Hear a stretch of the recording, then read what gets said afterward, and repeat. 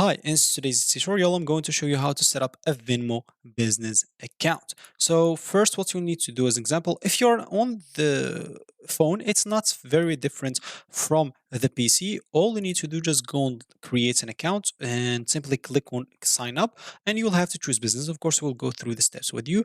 But if you don't have it downloaded yet, you'll have to go and download it. Then simply go and open the application. Here, I'm just going to click on Get Venmo. As you can see at the top right corner right here, I'm just going to click on that. Once I click on that, I'll find myself here. Here, I'll have to go and click on business. Of course, if you already have a personal account, you'll be able to set up a business account with it.